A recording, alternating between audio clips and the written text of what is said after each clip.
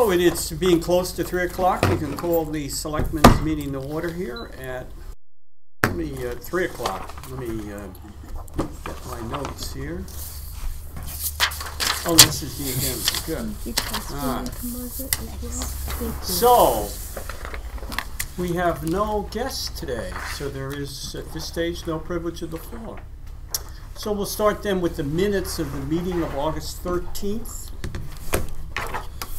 I was not at that meeting. I actually read them. I didn't have anything. Actually, you did approve them at the last okay. meeting, I at the end of the did. last meeting. Oh, it was? Yeah, okay. it was at the very end. Okay, They because did. I had it still. That was what I remembered, that Yeah. we did approve them at the last meeting. Jumped over them initially, and then you did approve them, yes. That was the one we The did meeting in the dark, Yeah. right. Yeah. Yes. We're always. So let us move on to the minutes of the meeting of August 27th. I had no problem with those either. No. I have here, I could have, maybe I fell asleep in the middle of this thing. Under the Public Works section, under the new Public Works garage and Lower Greeley roadwork, I don't ever remember us talking about Lower Greeley roadwork. Was this from another meeting? No. And the Public Works garage sounds like it's not an update from the 27th. Nope, Construction is back on track after the contaminated soil was removed, but the previous minutes from the 2 weeks before talk about the steel going up. That's why my reaction was, did these two sections actually belong in these minutes? But I think we had something that came up about excavation outside of the steel work going up that dealt with the generator line. Yes. Yes, Yeah. that's what we talked about. But we did talk about Lower Greeley road work? Yes. Yes. Okay, I was asleep. I apologize. Okay. No, I had no Very other change. exciting topic. Well, What? Maybe well, that was it. that was work that was approved at the 13th meeting, but we hadn't started it yet. And all I told you was that the work was starting. Right. That's I think. Well, what I we remember talked about. talking about the work on Beanbender Road, Yeah. but I don't remember Lower Greeley. Okay. That's all. Okay, good. Well, then I will make a motion to approve the minutes I'll as second. written. All those in favor? Hi. Aye. Financial update. Yeah, Was there not one in here? there was not. Okay. There has been virtually no change. I started doing it today, and we've had one payroll entered. Okay. So I did not print out the report for you because there has been no big change. I will, when we do the bills this week, I will send you a copy of the update via email. Is that okay? There's nothing. There was really no change. So with me. Yep. Right. Yeah. Okay. Okay. Sounds fine. Department head updates. Who would like to go first?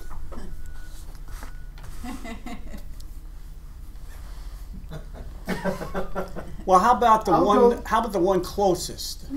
Who's closest? Okay, measure.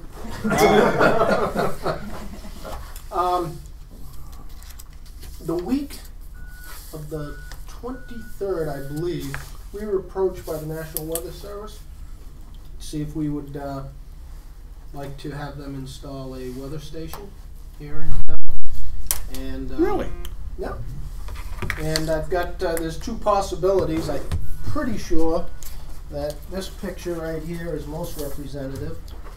The spot that they would like to use is the front lawn of the wastewater treatment plant, Okay. and it'll be self-contained, solar powered, and it will communicate with a satellite. And supposedly they will give us a link Okay. so that we will be able to access the data. Don't we have a weather station on the mountain already? Doesn't the Ray Center have one? Doesn't the Ray Center have a weather The station? Ray Center does, but this is actually the National Weather Service. The closest weather station from NWS right now, I believe, is Plymouth. Isn't there one Weedamo Airport. station? I think there's one in the Estates that's called Weedamo. There could be, but Yeah. the way it was explained to me by They don't have any. the folks is that their problem is that they don't have a lot of these automated stations, and they were all manned by volunteers. Right. And they're all Yeah. placed in their backyards, and these people are getting on in years and retiring and or moving, so So we don't have to do anything. They're going to put it up, and we don't have to do a Put it up, thing. They maintain They it maintain it and and just give everything us else. the feed. will they have? You sure this isn't a conspiracy or something, that there somebody's spying on I'm pretty us? sure you could find a conspiracy in most everything. Right. The government's trying to find out how many residents we really have. I'm not putting the aluminum foil on my head again. And pretty much, other than I think most everything's the same as last time we chatted, unless you have any questions for me. You did the walkthrough and the We punch did walk list. through, yeah, the is- punch list for the water main. And final meeting for that, to close that job out, will be next A Thursday, week from tomorrow. week from tomorrow. We've had a lot of compliments on that, mostly compliments. I mean, there's some people out there that miss, you know, how did the old trail look, but they don't understand that once the leaves fall, it's gonna It's gonna look look just like it did, it's gonna look better than last year, Yeah, yeah. Right. basically. But, people like runners and bikers hmm really love it, really love I it. think we'll find we got a much better surface all the way Yeah. up. Yeah, my understanding now is you can probably bicycle all the way to Greeley Ponds, because not only is our work, but the trails are, they said, somebody told me the trail going up to Greeley Ponds is similar. It's, Yeah, It's not? it is until you get to the first bridge. Oh. And then the new trail that they are still working on takes a left and goes up towards High Camp. Right. Okay, and you go along there and they really haven't finished doing what they're doing there. And then they kind of wind it back down to the river. You cross the river, there is no bridge there right now. And then they take it up another hill and bring it back around, and it ends up on the original Greeley path, Right. about 4 bridges from the end. Okay. But What it's not bikeable. is the trail now open again officially? That is up, I believe that is up to the Forest Service. No, our There's no trail, sign. our Our trail? road. Our Yeah. road is open? Our Yeah. road could be open, yeah. Yeah, there are Have no they signs removed up. all the signs? Yeah. They have removed all of the signs, I believe, except for the one out at Depot, at Livermore Park. Okay. But, all right. but, But the- that's not our call Yeah. as far as out at Right. Depot. No, right, yeah. but the But all Forest Forest Service Service. has taken that one down too. That's why I mentioned that. The Yeah. Forest Service seems to have taken that down, so I didn't know whether we should We're let done. citizens know that they can go back onto those trails without getting, can you go up Livermore Road without getting fined now? We ought to find out You can. and let people If they've know. opened it up, You yeah. can, and if not, they send you around Deep Woods. Okay, Right. all right. So, yeah, Livermore is open, and if they're doing work, they detour you through Deep Woods and then out beyond. Just a little thing, Chris, at the base of the bridge, they moved that crosswalk sign from the Yes. center of the road to the side. I We did should notice put that. it back in Yeah. the center, because that really did make people almost stop. Right. Almost. Because Almost. otherwise you'd hit the darn thing, Yeah, the and reason it it was was good. moved was because of truck traffic Yeah, during right. construction. Yeah. And Jim, one other thing I'll just mention, and it's minor, some of the paint on the bridge, on the West Branch Road Bridge, Mhm. and on the walk going up is Pedestrian. starting to peel on the bottom, so, Yeah. yeah, on the floor of the bridge. Yeah. We have, CMA Engineers keeps asking how that paint job is holding. Right, right. Told them It's not real bad, but It's not real bad yet. No, yeah. Okay, good. All right. Anything else on Public Works? Should we try rec? Sure. Recreation. Well, we are just planning for fall here. We get underway next week with some of our programming. Had a little bit of a downtime just recuperating from summer and cleaning Mhm. things out and getting some schedules all set. So we kick off next week with some programming. Starting in October, we'll have the adult stuff up and running again and all that good stuff. Okay. Right now we have about 11 kids that have turned in forms for the after-school program. Mm-hmm. Running similar to last year with a trip on once a month, like on Fridays. 3 days a week we'll have some sort of a scheduled activity, and then 2 days a week will be more of just a drop-in open gym style program. We have it set up for basically 3 months to see how the attendance is and the needs of families, and so we're trying to, you know, figure that out right now. We just got the boat numbers all counted up for August, so we should be expecting an $18,000+ check in from the Resort Association for the month of August. Let's see. You know, the summer ended. I was really happy with the camp program this summer. I thought we had some great You had attendance. pretty good attendance, right? Yeah. Yeah, we were within 7 people of the 10-year average, so. Okay. And it just And seemed we're- to be more of the second property homeowners that were Again. Good. versus the last couple years. Seemed to be more of the Campton Thornton folks that were taking advantage. It seems like now we have again that Switched.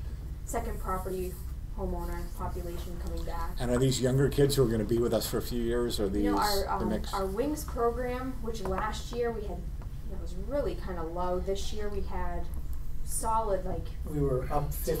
54 or 57 kids in Wings. And that's our for the feeder year. program to the other program. that's our youngest program. Right. But the Youngest SOAR program. program, which is the middle Right. age group, that was We were almost full every day. It was unbelievable. we were also up, I believe it was 46 kids for the year. And the in peak Wings, program so. was well attended, but the summit program, the teen one that we started essentially last year, you know, that still remained Yeah. pretty well attended. So I think it's been a great addition to have that to keep some of those We were teenage 100. kids. Yeah, we were 108 children days over last year. Yeah, I think So great. that was a very good year compared to Yeah, 13. so I was definitely happy with the camp program. The boats, I believe, have been up every single month in comparison to even last year. So each summer, it seems those boat numbers continue to stay on an increase.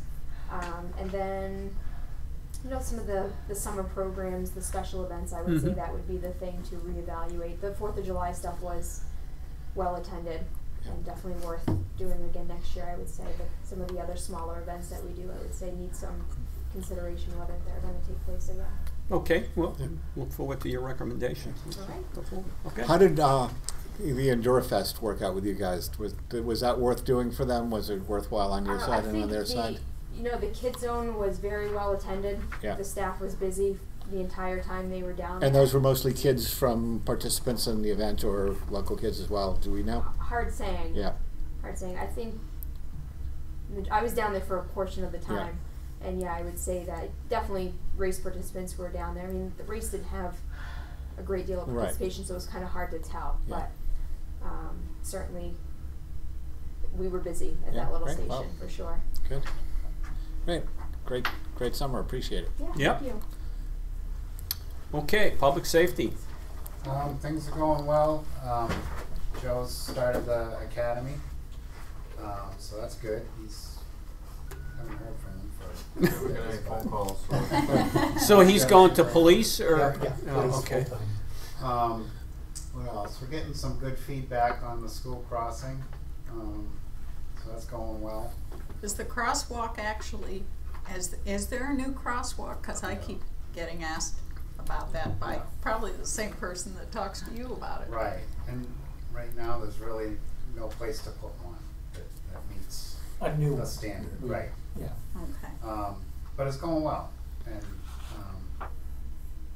we're 10 days without an incident, or? Oh, that's a good way to get something to happen tomorrow. No, but no, all seriousness, it's good feedback. Okay. Good to see the kids. The Pinnacle race is a week from Saturday, and we've been told to our staff to plan on 1,500 people up there. So we'll see what happens, but that's the goal is for that. Got some good news yesterday, and I'm still working on getting the final details of the final official word, but I heard from the State Bureau of EMS that Waterville Valley EMS has been chosen as the EMS Service of the Year in the state of New Hampshire. Wow. Wow, Right. congratulations. So that's Right. that's a really big deal, and they're doing a ceremony on the 29th in Concord. Wow. We get invited. Invitation. So the ceremony, what happens at the ceremony? It's just a presentation of, I don't know. Will they give us a new ambulance? Yeah. I forgot to tell you, yeah, they pay for a new ambulance. But, so that's really a big deal. Who goes? Yeah. Or As many of our staff as we can. I invited Mark, and any you or the board is welcome to go as well. we should think about some kind of a recognition event for all of the people that serve as you know, on the EMS squad. It'd be nice to do. I don't know if we could come up with a suggestion or something, but I mean, either a lunch or a dinner or something that they could go celebrate a little bit would be kind of fun for them, I would think. How do they choose? We were nominated by, I'm not sure who, I'm sure I can get the details on it, but there was a nomination. Somebody, it could be anybody from the district or the region or whatever. Oh, cool. Yep. Very good. Was this the first time? Yeah. Yeah. Well, congratulations. So, thanks. Yeah. That was neat. And I don't know if we met since, I think we talked about the coffee with the cop we had in Town Square. Well, remind us. That was I'm not sure successful. that. No, the one we just had, and we're gonna probably have one in another Okay. 3 weeks. 2 weeks. Yeah, probably before it gets really cold. Do it just before Columbus Day weekend. Yeah. Maybe like the Thursday before. Yeah. Folks would be there. So it's going well. Good. While we have the two of them here, do you want to talk a little bit about the leashed dog ordinance discussion? Yeah. Bill, I just got a request from Marilyn to hold off until she gets here. Can you wait a few minutes? She's on her way. Sure. Yeah, absolutely. We can hold off. Right. Yep, no problem. In fact, why don't we back up, and because we've got a couple of guests now here, we jumped over privilege of the floor because there was no one here. But I'll reopen it again, privilege of the floor. Is there any issues you'd like to raise or bring up at this time? As long as you're bringing up, I noticed a thing there on signage, Signage, yes. and I don't know if this applies, but I was, if you're thinking of getting new signs and all, is this what you were gonna talk about? Well, no, what it is there's a proposal from the mountain to change the mountain sign. That way, as you come down Triple I Road, Which that is one on the right-hand outdated. side, Yes. that's kind of outdated. Oh, okay. Right. They have a proposal to change that sign. Okay. But that's not a town sign, that's a private sign. Can I bring this up anyway? Sure, absolutely. That perhaps all the signs in the town should be consistent. Right. And have a certain logo on it. I mean, if you're going biking, I'm just being arbitrary here, but saying like a moose on a bike, saying bike paths and arrows. The lake, the pond, a moose diving into the lake, say Waterville Valley Lake, and then a pond. I mean, Right. Sign, but it can be a bear. But the sign should all be kind of consistent, showing that this is, the brand of Waterville Valley. That's what I was thinking. That's part of the discussion pedestrian? with the pedestrian. Okay, because if you're going to put a new sign there, I just felt that maybe that sign should match other signs if they were going to be changed. Okay. That's Okay. Okay, good. Let me just comment that the planning board is going to take up, after the confusion that came up relative to the Roper sign, moving the Roper real estate sign, that the planning board is committed to taking up a review of the sign ordinances again, and in particular the rules and regulations governing what are called directional signs that are on town rights of way. Most of those are not, we're not even sure who owns half those signs.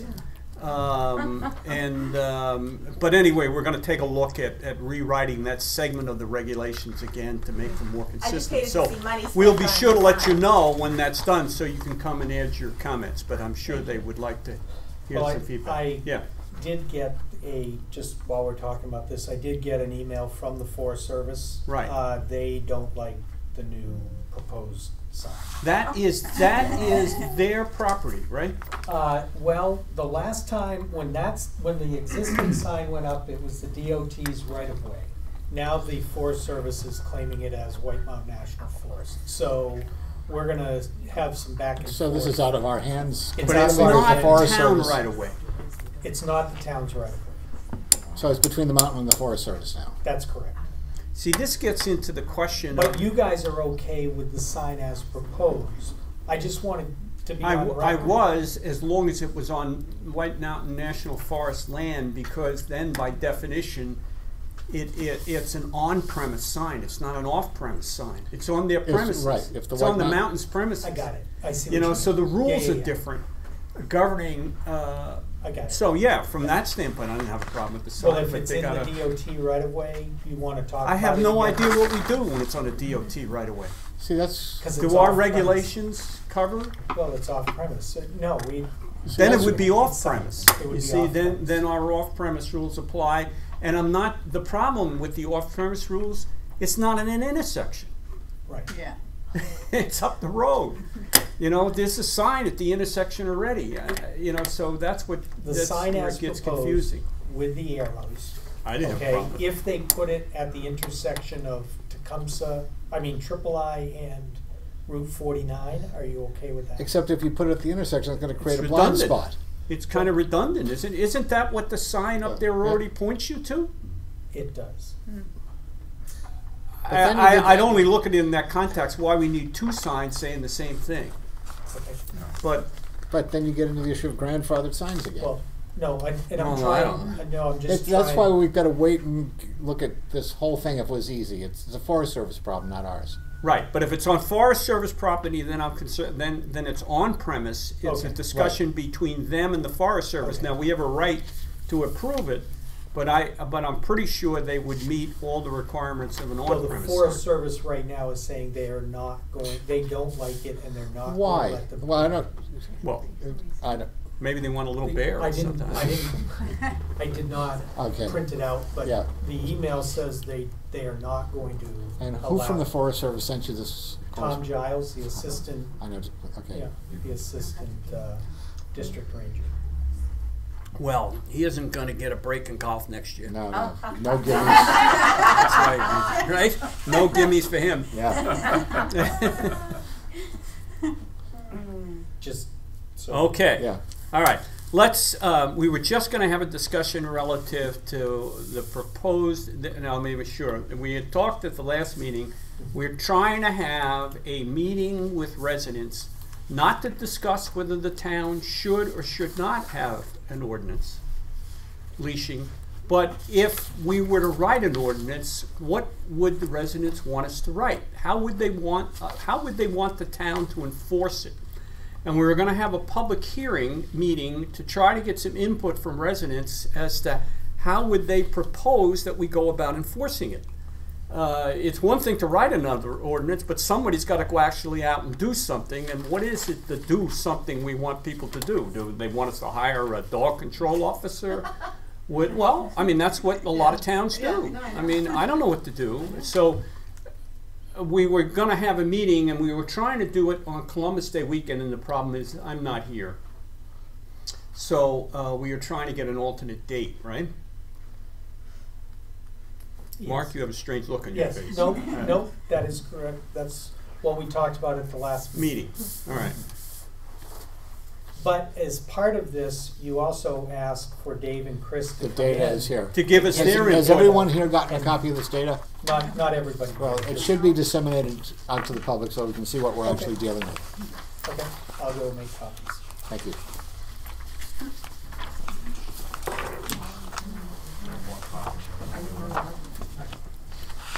You guys start. No, we could have this without you. I prefer to have it with you. Yeah, taking the amount. if you'd like to, I think the problem is going to be the meeting is going to quickly degenerate back Exactly. to an argument, should we or shouldn't we have an ordinance? And to my standpoint, we can vote on that next year. The town can vote on whether, but I'm trying to write the ordinance, and I have no idea what to write in an ordinance. I'm just saying it's the Well, opportunity. no, and I'm not joking around. I think what some towns do is they put it on, the burden is on the citizens. They have to call. In other words, you can't, we can't, I don't know, I don't think it's reasonable to expect the police to be riding around looking for violations. But that's what we're going to have to decide on. But I think you guys do get the calls already, don't you? Yeah. But the number of calls and the number of citations written is really staggering. That's Yeah. our data. Yeah, and I think once people see this, it will give people an idea of what we're looking at. Oh.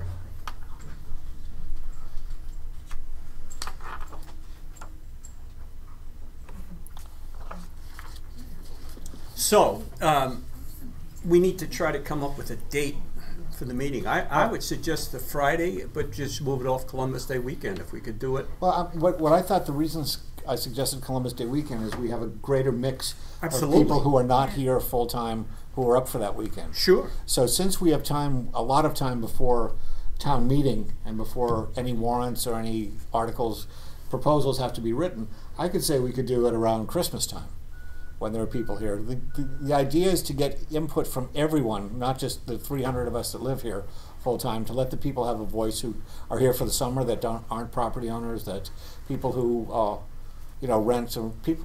Just I think that's the fair way to get a real sample How of what about we want. Thanksgiving? Christmas is really cutting it. Yeah, well, Thanksgiving could be a good idea because BBTS and all of those families, their programs start the weekend of really after cutting it Thanksgiving. in terms of actually writing a warrant article. It doesn't give you Yeah. enough time. It's it How takes about- about 2 months. How about the Saturday afternoon, evening of Thanksgiving weekend, Yeah, which would be the 29th. 29. And that would give us plenty of time to let people know we're going to have this meeting as well. Yeah. Margaret, what's your reaction? Yeah, that's fine. Okay, good. Okay. Now, in the interim, I mean, we're all ears if somebody's got suggestions as to what would they propose. What's the proposal in terms of how would we write an ordinance? What would be our expectation of what would get done? Do we want to hire a dog control officer? The only things I can come up with is we could hire a dog control officer. We could ask the police to assume the burden of dog control officer and expect them to what? Ride around and collect dogs like Which a is dog what we catcher would? do now. Or we could say, look, it's the responsibility of citizens. If you see somebody violating this ordinance, you need to get the name of the dog, call, and inform the police, and we'll go from there. So what's from your perspective, Chris and Dave? What do we do now? Go ahead, sorry. We employ a 3-strike rule right now. Right. So when we receive dog complaints, whether it's an at-large dog, a nuisance dog, which could be a barking dog, or a dog that is, say, they're defecating or damaging somebody's property, any of those types of complaints, the dog complaints, those are typically met with a verbal warning the first time, a notice to abate the second. It's a written warning which outlines what ordinance or statute that they're breaking. And then the third time, within a 12-month period from the written warning, typically is a citation. Carries a $25 civil forfeiture to the town. On dog bite incidents, those are typically ticketable right away. You go from, you don't get a warning, you get a citation if your dog bites another person, where the circumstances are that if they weren't under owner's control and they do bite somebody, typically that's a citation. So that's how we handle it right now. And you can see the percentage of those calls. In our records management system, dog control law, lost dogs are part of that, so I thought it was important to break those up because there is a large percentage of those that are just lost dogs. The dog, we find a dog wandering, someone calls us and, hey, I lost my dog. Mm-hmm. Those all go under the reported dog statute. And the ones that are running at large are saying, hey, I have a stray dog here, I don't know who it belongs to, come and get it. Do you have any, can you give us any, just order of magnitude, your best guess? What percentage of the dogs would be resident owned, you know, where it's our license on it versus someone else's license? I'd really have to look at each individual one to be able to tell you. My sense is that it is, I would say less than a third is the resident dogs, probably 2/3 or more. If you look, when I started running the statistics through our system, you see a big jump in July, and because that's when most of our second homeowners and visitors come, and everybody starts calling on each other's dogs. Then you see it kind of quiets down. Okay. After that, so that would indicate to me that the majority of those types of calls are coming from non-residents. And in our totals, we're talking, you know, between 1.59 and 2.95% of all the calls that you field in a year Yes. are related to dogs. And then those go down as far as real true dog complaints from 0.91 to 1.93. Yeah. So Over the past less than a years. percent, about a percentage Right. of 1% of Okay. our annual calls for service on average. So, I mean, I just want to make sure I was understanding the tables correctly. Right. Okay, so. Okay. So, right now, it's basically the on-call person or the two of you, somebody, whoever's here, we get a call and you respond. We respond to the call. And To most that people call, who call in, what, identify a dog in a location, hey, there's a black something running around out here? Yeah, it varies whether it's a business that says, hey, this dog just tried to walk into Jugtown, we don't know who it belongs to. Right. To, hey, we have a nuisance dog that keeps coming in our backyard every afternoon at 5 o'clock. Right. We don't know who it belongs to.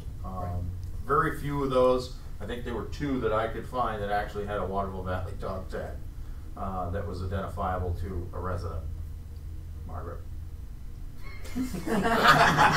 Oh, Margaret. You guys never called and told me.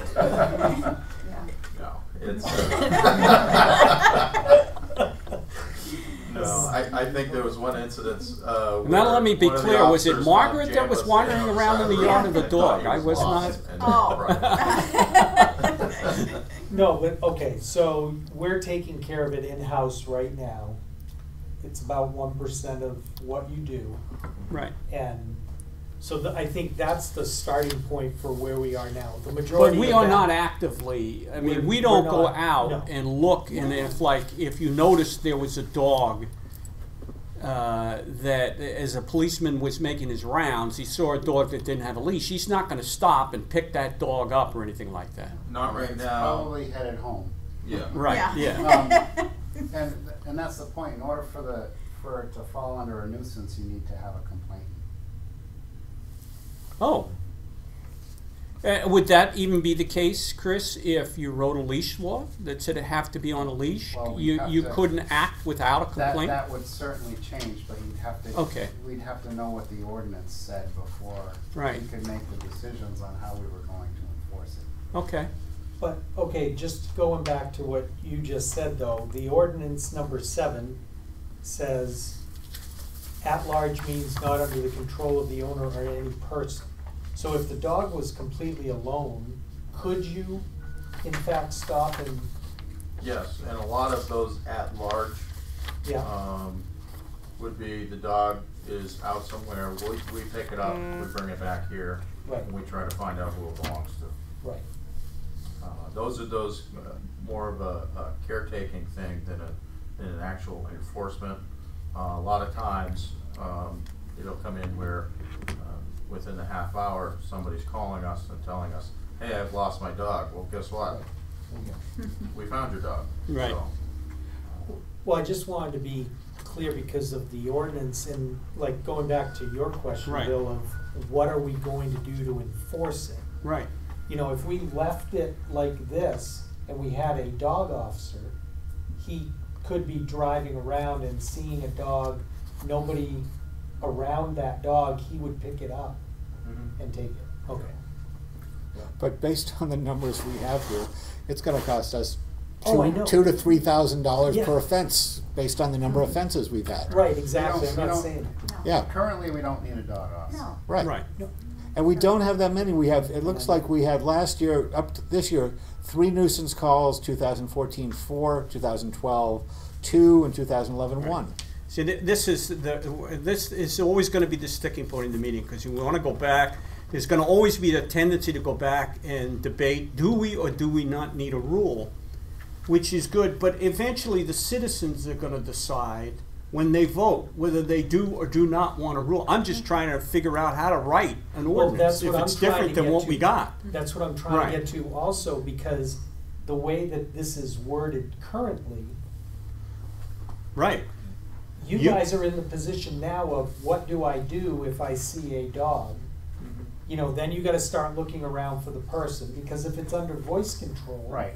Then you're The fine. person could be watching it That- from the screen exactly. door, and you go and pick the dog up. That's and right, say, "Hey." and it's, so it's not Or- really enforceable the way that it is written right now, so. Why, when you say that, Mark, I'm just curious. Why Well, do you say it's not enforceable? Because the guy, Dave's out driving around, he Right, sees sees a a dog, dog. okay? So he stops, He picks up stops. picks Is up the anybody dog. watching Yeah, but- this dog? Well, no, Right, he's and, got and to if there's an determine- owner, I'm sure on the other side of the field, they yell, "Hey, what are you taking my dog for?" You know. Okay. But if he doesn't hear that call, he brings him back to the. Right. Yeah, it's just, to me, it's a little bit iffy.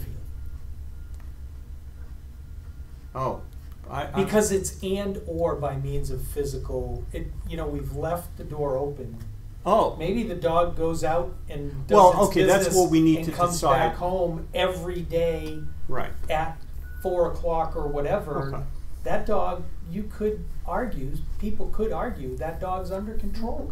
Oh, It's but going that's- out, it's doing its thing, and That's a it's problem coming in home. itself. You should not be letting your dog out to do its business and not pick up after I'm the not dog. saying Well, we that already it's have right. an ordinance that I'm says not- that. Well, right, then and you I'm not- can't have a dog that does what he just Well- described.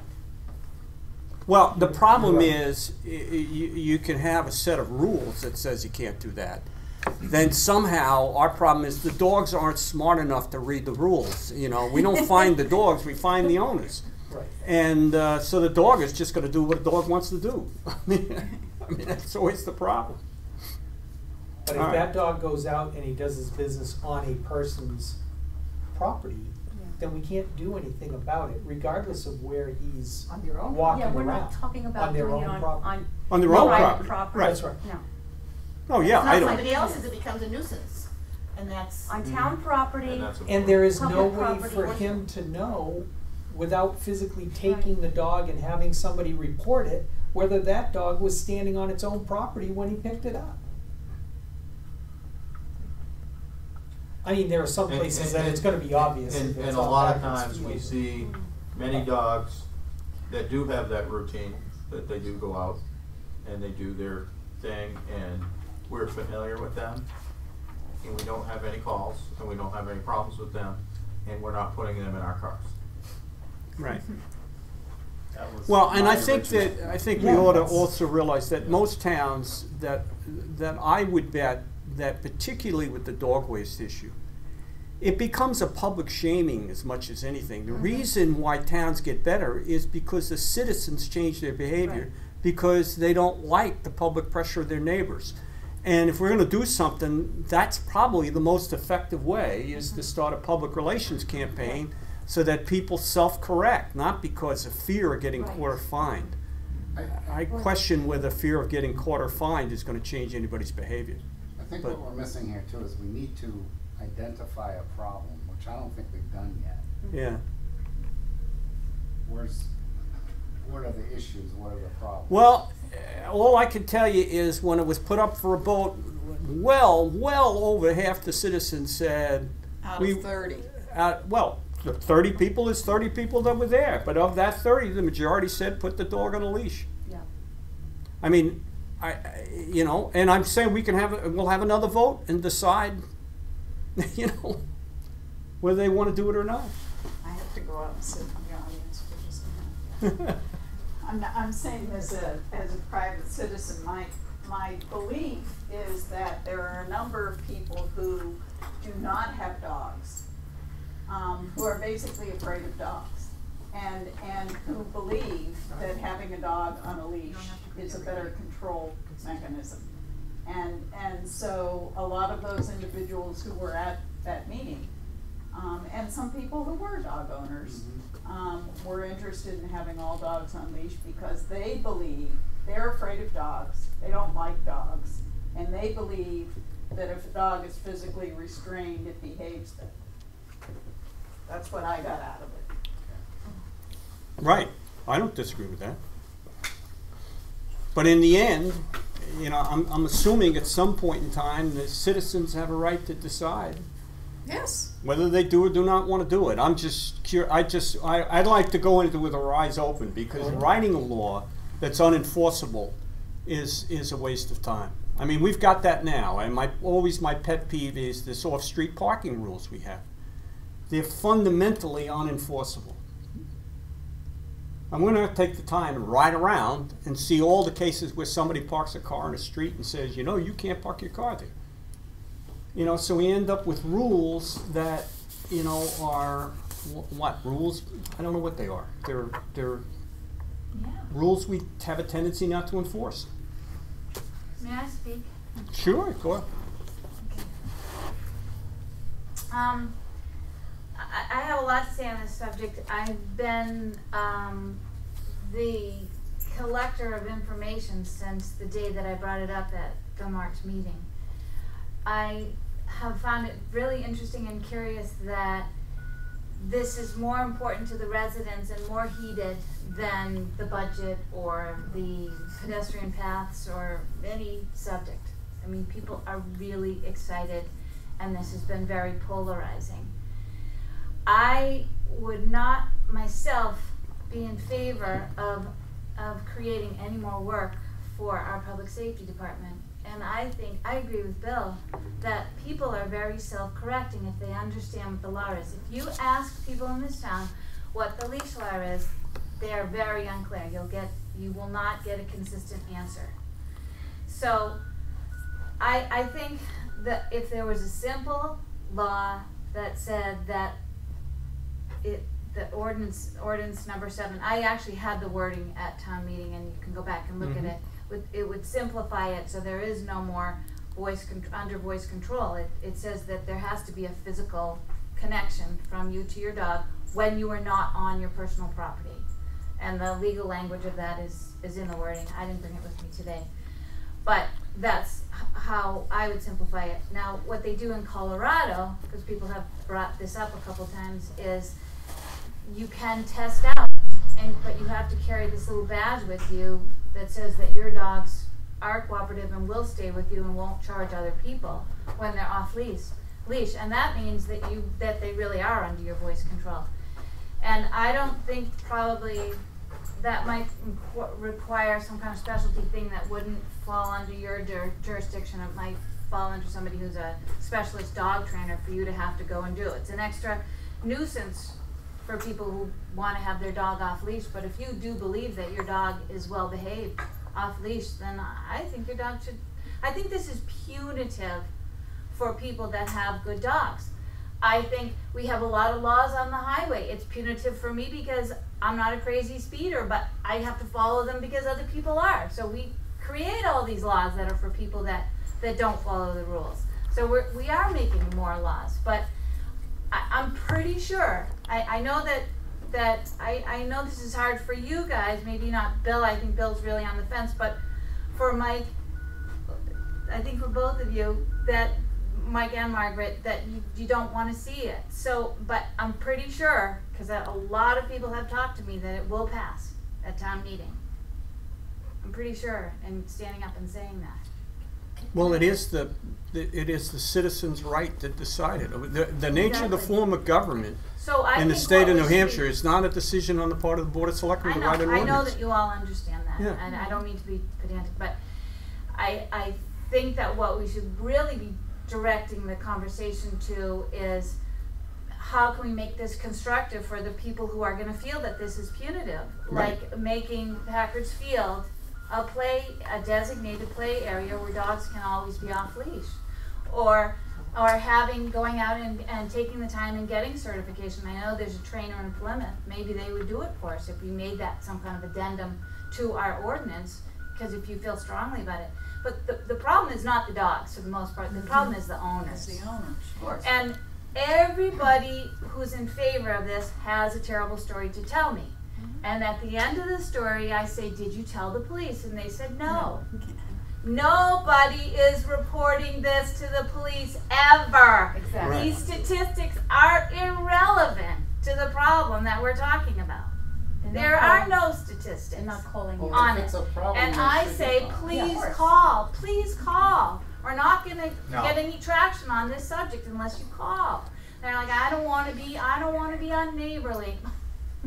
I just want a leash law. I just wanna say, because, and so the reason people agree about let's just have a leash, a physical restraint at all times is because when you see that dog loose or that charges you can say, put that damn dog on a leash. It's a law in our town. And you are very clear on what you can tell them.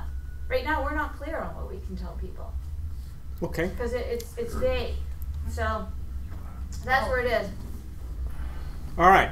Well, the thing we're trying to figure out is when we're going to hold a public hearing, and it sounds like we're going to try to do it at Thanksgiving to get as broad an audience as possible. let's We'll move try to on. publicize it, and we'll move on. We're not going to solve it sitting here, but Okay. we are. And in all honesty, and I would encourage. I know we've encouraged you at the Coffee with the Cop meetings to bring this subject up. And let residents share their ideas on, I mean, as Marilyn said, maybe that's all it takes. You know, maybe the advantage of the leash law is that citizens can then say, hey, in our town, you know, it has to be on a leash, and you're breaking the law, please put your dog on a leash, and that's all we're gonna, you know, and that's how we'll enforce, that's what'll happen. One other thing, it's confusing for the people that come in, you know, sporadically when they see Rainey's dog, who's a good dog, running around town, you know. When they think that there's no leash law here. And a lot of people, even residents, believe there is no leash law here. Well, it's always gonna be complicated because we can't write rules for the Forest Service property. Right. So you immediately got a problem that once you get off of town property, now it's the Forest Service rules that apply, and they do not require the dog on a leash. So you're going to have a lot of people on Forest Service property with dogs But on there's it. still a lot of land in town, Oh, and that absolutely. would make us Yeah. safe to Yeah. walk around Okay. town. Yeah. But I think that Margaret, you should be directing your attention to what can I do? I have two good dogs who are fine off leash, and what can I do to make that continue to happen for them? Because you also understand that other people don't want to be threatened. Ira and I were attacked one day. It had nothing to do with my dog. She didn't even see the dog coming. We were attacked, and this past week I've seen that lady with the 3 dogs off leash, and it was a terrible attack. And she had them off leash. And I want to scream. I'm so angry. How can you be that irresponsible when your dog has done that? And one time I hollered to her first. I didn't realize I don't have good distance vision anymore. I didn't even realize it was her. And I hollered and I said, can you please put your dog back on a leash so I can pass safely? And she was very kind of like belligerent in her effort to do it. The people are not cooperative about it. It's the wrong, we are trying to protect ourselves against not Margaret Turner, but people who aren't cooperative. So, and Okay. it's punitive for those who are cooperative. But so the solution should be, how do we make it fun for everybody? Thank you very much for your input, and we will, we're going to hold a discussion there, but in the interim, we'll try to get as much input as we can in terms of how to begin to work with this issue. Town bus system. You want to talk about the town surplus this year budget? What is this, they want more money now? Well, Of course. could we just, while we have Chris, Dave, and Jim here, can we do 8E and talk about The building? town, yes, the Yeah. security improvements to the Yeah. town building project, absolutely. Yeah, let's go ahead. I have, a sheet here for you.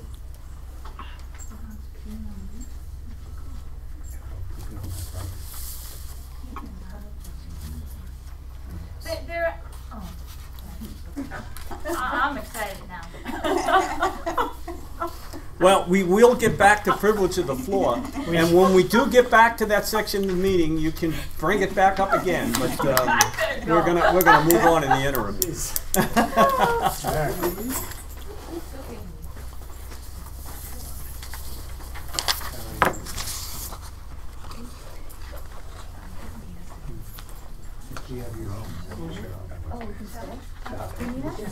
I mean, it's, okay, so as we have been doing the building improvements, the new, room for public safety, the bunk room, the new garage, we've been looking at all of our, arrangements, our current arrangements with safety, security, and fire alarms throughout all of our town buildings. We currently pay approximately $3,900 a year. We work with 4 different security companies For security monitoring. for security monitoring and maintenance of our fire detection systems and all of that. Right. We have, over the past 3 or 4 years, had several reviews of specifically this building, with our access into the building, how we control access into the building, our internal flow and security. We have no cameras, security cameras at all in any town building right now. We've had issues over at the dam. We've looked at several different options for cameras over there. In December of 2013, we had a company come in and give us a price quote for putting in new door controls in this building and security cameras in this building. That was about $117,000. We never went anywhere with it or proposed it for any budgetary purposes, because of the cost of the system. When we got the initial quote for the work that we're doing right now, it included doors with fob controls, but we had to cut those, all but one of the doors, out of the project because of cost, because it's very expensive to put this stuff in. Right. So we had Winnipesaukee Security. Greg Bavis works for them, also works for us. They came in, they reviewed this complex of buildings, the new garage, the salt and sand shed, and town hall. And they also went through the wastewater treatment plant, the ice arena, Curious George Cottage, the library, and our water system, and the dam. And they put together a package, total package for each one of these, broke it down by location, and have us set up with new fire and security alarm systems in each of these locations as they're indicated on this list. Interior cameras here at Town Hall, exterior cameras on the new DPW building that are pointed at the recycling. We've talked about trying to have cameras looking at the recycling center. They have quoted here a camera for the inflow into Corcoran's Pond and the back side of the dam. and also on the outflow side of the dam so that we can see the flashboard. So we can see the water coming in to the pond, we can see the pond water level and whether or not it's going over the top of the flashboards. And then we can see the status, whether the flashboards are bending from the other side. And then they quoted the upgrades that we're doing at Well House 2, the construction of the new Well House 4, systems for both of those, and a security system for the hatches at Well 3 and the reservoir, which we currently have nothing in either one of those locations. They're just locked. So they put together this entire package. The total cost of the package is the $64,000 that you see there at the bottom. That does take into account a $12,500 discount. So the actual total cost is about $76,000. Each one of these items in the notes section, I have highlighted monies that we have available in the budgets. We have a current wastewater treatment plant project that's ongoing right now, that we have sufficient money to do the wastewater part of this. The ice arena, we have a fund for building improvements that we could use to fund the ice arena's portion. The Corcoran Pond Dam, we have a line item in the budget for repairs or maintenance work at the dam that we have money left in. We have our contingency account in our operating budget, which could be used towards this. The water system would actually go out as part of the rural development, the next bid for the rural development, so it would not come out of town funds, it would come out of the project funds. You still have to pay it back. Well, we still have Yeah. to pay it back, but yes, but it's not gonna come out of any operating account this year. The only ones that I have not accounted for would be the Curious George and the library. I have not talked to the library trustees. They do have money. I don't know if they would support doing this work at the library. And the Curious George Cottage, I haven't talked to anybody at the cottage yet. Just a couple of things. In addition to the bid that we received in December of 2013 for the $117,000, when we put in the fire alarm system in this building, we did that in 2004. We spent about $18,300 to do that work.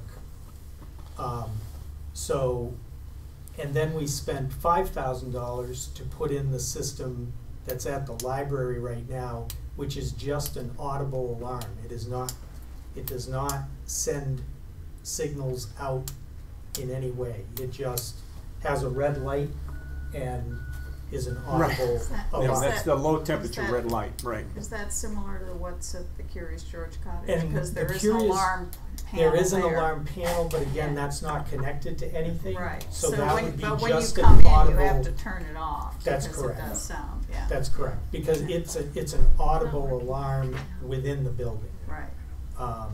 I believe the library has an external speaker, Yeah. but the cottage does not. So the cottage is just in the building.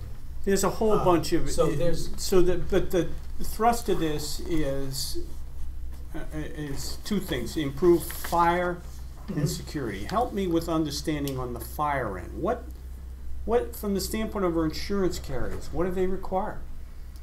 I mean, as a homeowner, I know what they require, just that I have smoke alarms in my house and that I get a discount on my policy if I'm willing to go to a fire monitoring system. But I don't think they require that I have a fire monitoring system. What are we dealing with here? I mean, what's Any the rules? public assembly needs to have audible and visual fire notification. Fire, so that somebody in the building knows to get out? Right. That's Okay. correct. Okay. So as we Okay. stand now, we meet all the minimum requirements we have to maintain the guidelines set forth for the buildings as well as our insurance companies, correct? Well, no. it depends on which building you're talking Okay, about. then I think what we need to do is identify the buildings that have the deficiencies and look and make those the priorities to bring those up to a standard that's acceptable. The other questions. Kind of what we've done already. Okay, well, the other questions I have is this $117,000 quote. Is that $117,000 quote apples to apples? Because It is not. Okay. There is more in the quote that you are looking at right now. There is more than what was included in the okay, 117,000. what I would like to see before we go further on any of this stuff is I understand that Greg Davis is part of our town and all this other stuff, but I think to come up and accept this bid without going out and bidding it out is we're doing a disservice to ourselves. Okay. And to our taxpayers. The other question I have is back to insurance. Have we investigated, will we reduce our insurance costs by upgrading these things? Will we be able to qualify for any rebates or discounts? And the third thing is, are there any, say, Homeland Security grants available to us to do this stuff? Okay. Some of what we are proposing here has actually been recommended by our insurance company. I do not know if we will get any additional rebates. However, they have come in and inspected our building and have given us lists of things to do. And part of the list of things to do are included in this. Okay, no, the cameras and things, and the Right. door controls and things like that come from the insurance company, from our property liability folks, saying you should be doing this. We should be, but it's not going to save us any money to do it, is the question I'm going to have. Liability. No, it's That- reducing the liability. That's what I'm trying to find out. exposure. Is it a requirement for them? Does it provide a benefit to us for doing it except for having this thing? The other question I have is these TV cameras and all this other stuff. Who's going to watch them? They're on DVR systems. They're. But I mean, if we've got the flashboard, someone, I would assume the flashboards, who's going to be watching the flashboard channel? Do we pay a monitoring fee No, additional to this stuff for these people to monitor all this new They equipment? monitor the fire and security 24/7. Okay, The and do we pay a the fee for that? cameras, the fee for that is $1,140 a year for all of our facilities, with a total annual savings from what we pay right now. You said it was $3,900. $3,900. Okay. So the Okay, I'm not- $2,800 is the savings. Okay, see, I didn't see that specified. I saw $2,700 savings. I didn't know why. Yeah. When we talked about this the other day, Mark, Yeah. help me to understand why is this something we should be doing, that we need to do now? Normally, this kind of an expenditure, like when we did the school security system, it was put in as a warrant article and part of the school budget, and the citizens got a chance to vote on whether they wanted to spend $65,000 of their money, because we're spending residents' money. That's correct. To install these kinds of measures. But this, and I realized that we could figure out a way to come up with the money from all the little odds and ends. But why do it now? Why not wait till town meeting and let residents vote on whether they want to do this stuff? The reason that we've brought it up was because of the ongoing construction project Right. at the Public Works Department. We're in the process where we're working on it, so we have. And there is part of that project is installing some. That's correct, and we will, as I think, note. Note number 2, the fire alarm system. We are installing a fire alarm system down at the new garage. It is Right. in the contract price. When we install it, we're going to pick up costs for a telephone line to service it, Right, okay, and a monitoring fee, right. which we've estimated to be about $600 a year in total. Okay. Okay. If we connected all 3 of these buildings, okay, then that monitoring and everything would be done on the single panel here in this building, rather than having the separate line going into the Public Works garage. So it has come about because we're in the midst of the construction, we're increasing the number, well, we're actually building the bunk room. We're gonna have people here 24/7. There are additional things that we are doing that made us look at everything. So the suggestion is, in the long run, we'd be better off having one system rather than multiple systems, right? Right. And so I understand this is a list of all the things we could do, and we probably could do a lot more. Yes. But if we wanted to just start the work necessary to create a single unified system, which in my mind would be, we'd have some kind of a central box, wiring going to all of the buildings. We'd do that now. We'd connect whatever we have now, and everything after that, you know, it would allow us to ultimately expand to include the cameras and everything. But we don't have to do that stuff now. Okay. What would that? How much would, if that's all we had to do? What would we spend? About 30,000 out of the 63 is for the connecting all three of these buildings into one panel here in this building and tying them into one monitoring system. See, my problem with it is I see no offset, no compelling reason that we have to do it now. Not that we shouldn't do this, but why do it now? That's what I'm struggling with. This has come up because we're building a building, and now we're going to end up with another chunk of disconnected stuff. And I appreciate the diligence, but we're spending $70,000 of citizens' money and not giving them a chance to vote on it.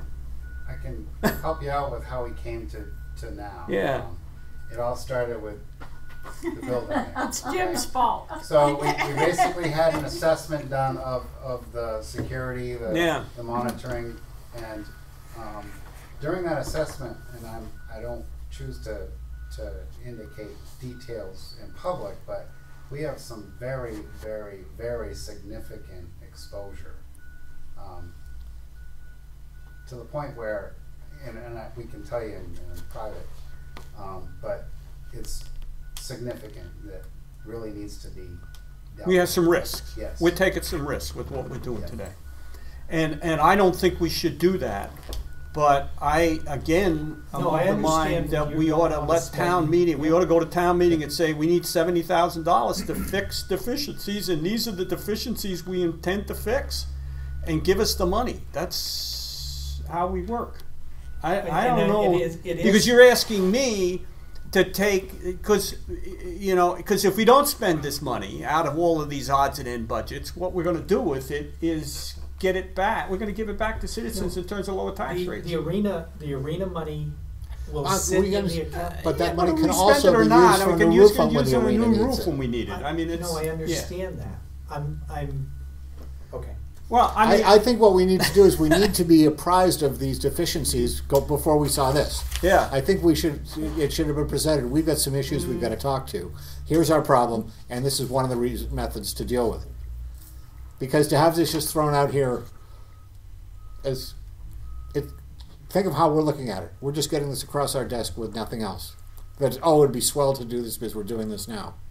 It would make sense to do it. So I think we need to talk about it. We can enlighten you. Yeah. Margaret, what do you think? Well, I had this conversation actually with Mark this morning when I was over here, And he began to talk about it. I said, this sounds like something that we should be bidding out. Right. And, to get more than one input on it. And that was about where we left it this morning. I said, but see what the other selectmen say. So, Right. it looked to me like even though we could afford to do it, why would we do it without it, especially at this level of money? Yeah, I'm just I loath to certainly spend other people's money. Yeah, I certainly think as we finish the DPW garage that we should make sure that we have a fire security system in there that can be hooked in at some time in the future. And the population may be very supportive of this at town meeting. And maybe I don't know, do we need to have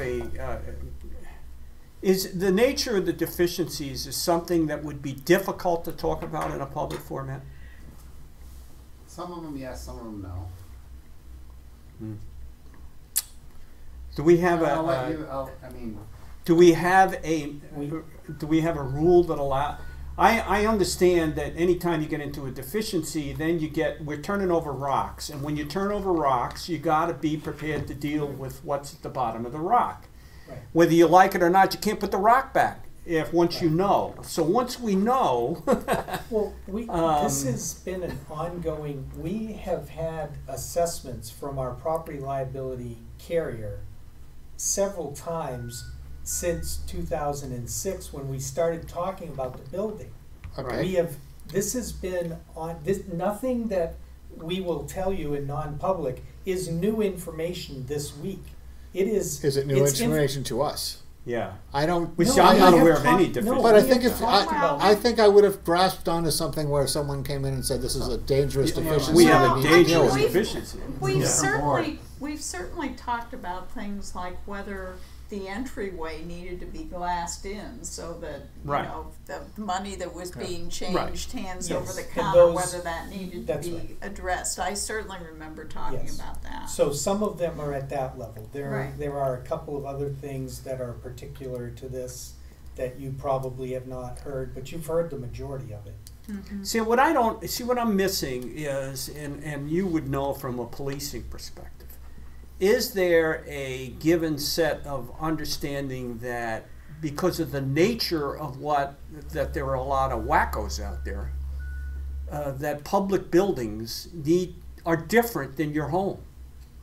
I mean, a lot of things you're suggesting here, I wouldn't put in my home. I mean, I don't feel a need that's for them. accurate. But I mean, obviously, we went to this with the school. They spent a lot of money to harden that school, It's the nature but they of the believed business. that was crucial. And It there's is some infrastructure protection that needs to happen. All right, well, if we need to put this off into a private conversation, let's get this private conversation rolling and then revisit this. if you can give a compelling financial reason why we have to pay attention to it right away, $6,000. I tell you what, tear the old one out. Let's put the new one in. $6,000. I'm not willing, for the sake of saving $6,000 in possibly redundant work in a public works garage. I understand. I'd be more interested in understanding what it is. Yep. If it can wait to a town meeting, I'd like the citizens to hear it and let Okay. them vote on it. The only thing that on this list that would cost more waiting to do it at town meeting. Right. Now, I'm not talking about the safety concerns that we're gonna talk about, but just the pure money is the $12,000 that we are currently, that's a package discount, Right. okay? That's number one. I don't know if that would go away or how much of it would go away, maybe all of it. Or I if don't we know. did it with another vendor, Well, whether this the might price not be gets a vendor lower. either. I mean, we don't know that either. I mean, That's correct. Yeah. And we will have redundancy we'll have a standalone system in the Public Works Department garage. That's already in the contract, which we might have to tear out, okay? And we would put something in the well house, because we're building those well houses now, Mhm. or bidding it out to be built, we would not include this work or this quote as part of that specification. So we would put some standalone protection in well house 2 and well house 4. See, but what I would do, if it was me, if we know we are going to proceed with this as a project that needs to be dealt with, and it's not going to be dealt with today, I would approach the contractor on the building over there and go, listen, we need it rough plumbed to handle the system going in. We don't know what the system is, but we know we're going to need this line and that line, a power source to it, and a phone line out of it. Oh, they're correct? putting a complete system in. Mike. Well, they're plumbing it. Mark, what I'm all be saying set. is if you're talking about this redundancy, why don't you have him stop putting the system in, take a credit for him, and have him just charge us for putting the position where we can put the system Because in? can then we open the don't have a building without fire. a fire Then we don't alarm have a system. fire alarm system in the building. We can't occupy. Okay, then, Yeah, I mean, we've got to have a fire. We've got to have a fire Okay, protection gotcha. system in there. we can't get something less expensive knowing it's temporary? No, because we have a contract with him to put in the system that he quoted.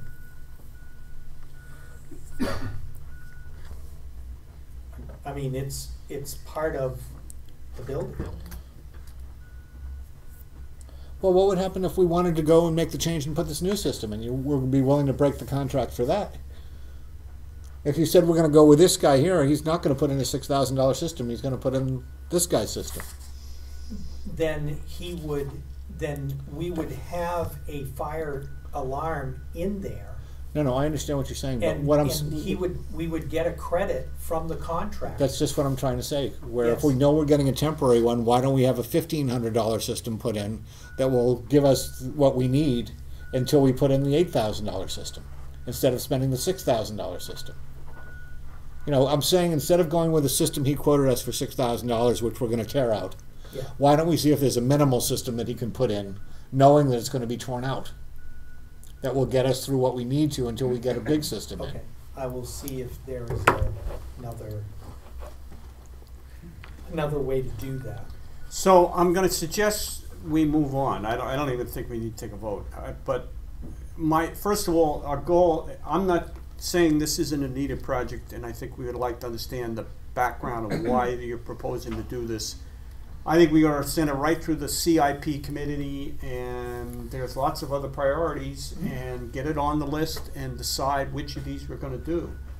I just don't like the idea of taking bits and pieces of money unless it's a true emergency. And I just don't sense that this is in that category. There might be parts of it that are once we meet with Chris and talk. Well, maybe. And I mean, if we've got absolute terrible deficiencies, maybe we do need to address those now. I don't know. But Okay, the only reason that I brought it to you was Sure. because we're in the middle of Middle the of the project. construction.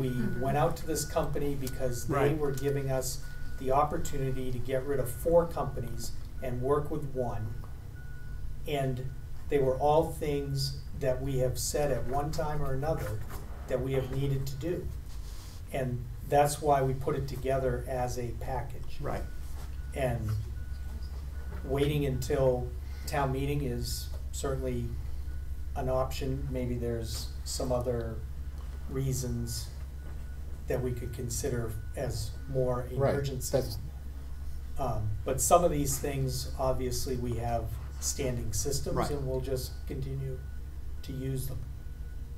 But are you willing to talk about it in non-public tonight? I can have Chris Sure. and Dave wait, or, I You have a can't. meeting in Laconia. okay. Well, if you can fill us in, or yeah, I can leave absolutely. you some notes and you'll Yeah. know what I'm talking Yeah, about. Right. yeah, I think I know most of them anyway. Dave, you know some of them too, right? Yeah. Were you able to stay, or you can't? I got open house. All right, Okay, all right, well, let's move on. Maybe we All right. just get through the rest of the business and then we All got right. no problem. All right. okay, Would you like to talk about the town bus system? the town buses.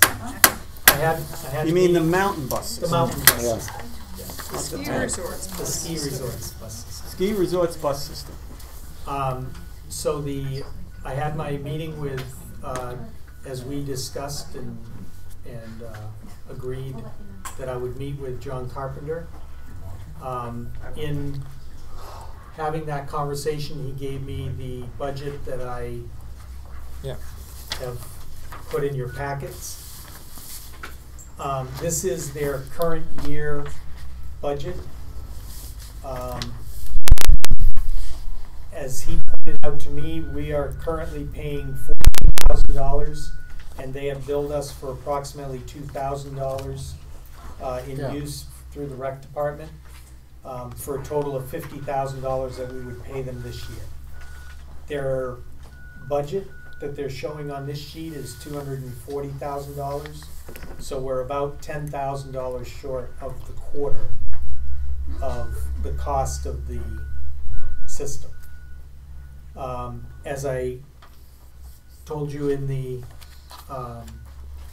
packet, his suggestion was we can do it one of two ways.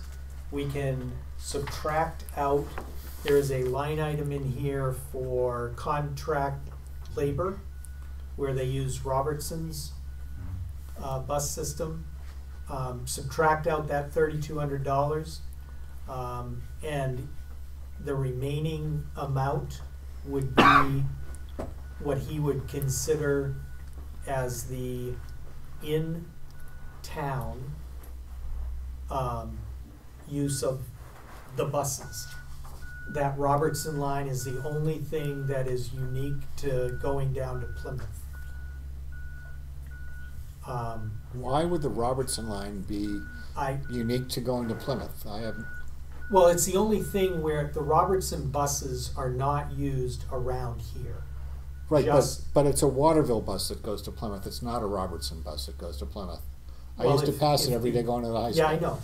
I do too. And that number is in the 81,553 right. For hourly labor and overhead. But they have not tracked it to the point where they can tell us how much. So, yes, you can. Well, I'm just telling you what I was told. Yeah, but that would be the only thing that we can definitively say this is out of Waterville Valley.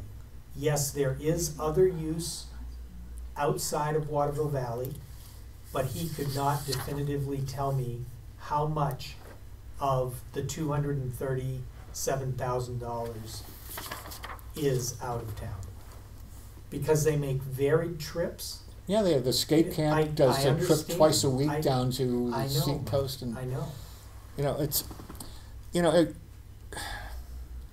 So the other choice would be to use the $240,000 number, have the total system, and then whenever the rec department needed a bus to go out of town, we would simply call and they would provide a bus at no charge. Well, that's giving them $10,000 for that luxury. That's correct. So let me just make sure that I got this right. I'm looking at the schedule they gave you.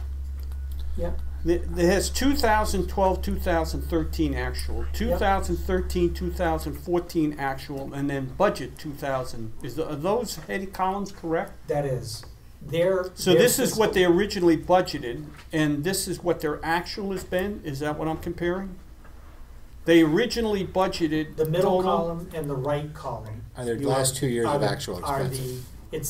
The first two columns are the last 2 years of actual expenditures, and the far right column is the total budget that they budgeted for 1 April to 1 April. Yeah, 1 April each year. So they've gone up $15,000 on this budget and expect us to pay 25% of the $15,000 they've gone up on a budget when they haven't hit that number in 2 years. But they've been under it. That's the point I'm making. That's what he's saying. So let me get this right now. So originally from April 4/1/13 to 4/1/14. So this is all history. The budget was $240, less what other transportation residents. So basically they've got $240 minus about 14. Right? Because they get some other revenues, so that's get down to $226,000, and they're saying we should pay 25% of 226, right? And what does that come out to be? Well, I've got 25%. I went with 225. It's 56,250. Yeah. 56,250. Okay. All right. I'm assuming that line that reads payroll and benefits is just subtotal that that hourly labor and overhead payroll and benefits line is the second line on the operating costs, and the subtotal of manager plus hourly overhead is payroll the and other. benefits. Okay. Correct. All right, got it. Yep. And what are we actually paying, Mark? What are we paying them for now? 1,000 Plus add-ons. plus the rec add-ons, which have been between 1,800 and 3,200 for the past 4 years. So we've been roughly paying them about 50. Right. And they claim that the agreement we had was the 25%. There's been no Okay. agreement. This is an agreement in their head. They've come up with this formula and expected, I'm speaking to this because of being a director of the Resort Association as well, where they've expected the Resort Association and the town to pick up the other half of the bus. Correct.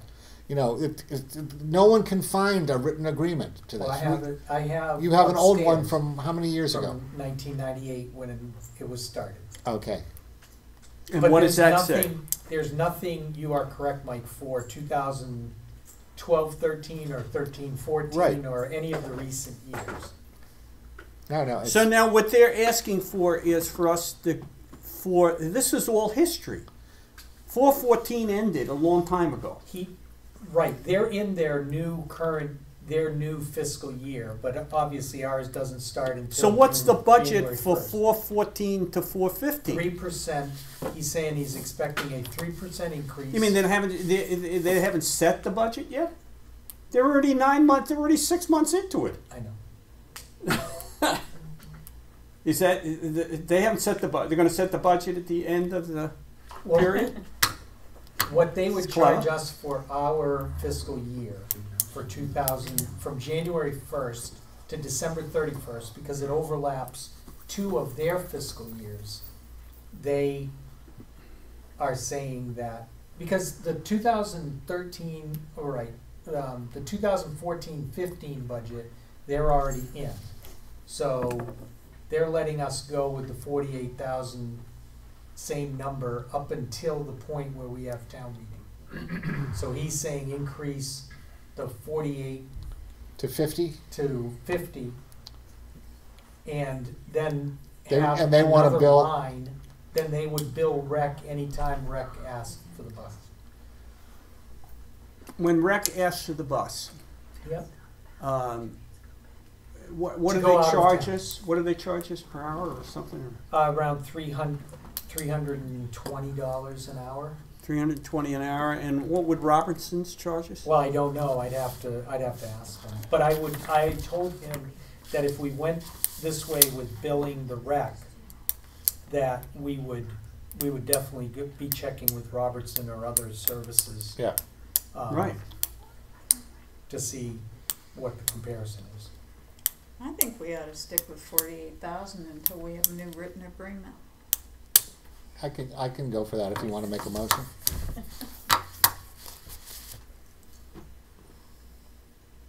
If we don't have a written agreement. If we don't have an agreement, how can we agree what to pay them? I would agree. I think we ought to. Are they likewise? I mean, I had always heard that it was a quarter, but you're saying the resort have the rest of the businesses in town agreed to pony up their quarter? No. What it used to be, each lodge paid Each lodge its paid own. separately. So the WVRA took over their quarter. So the town has a quarter, WVRA has a quarter, and the mountain has a half. And So then you what have- is the and what is the let me- what is the let- WVRA paying? Let me throw something else in there. There are a couple of lodges that I believe are not members of WVRA Right. who pay separately.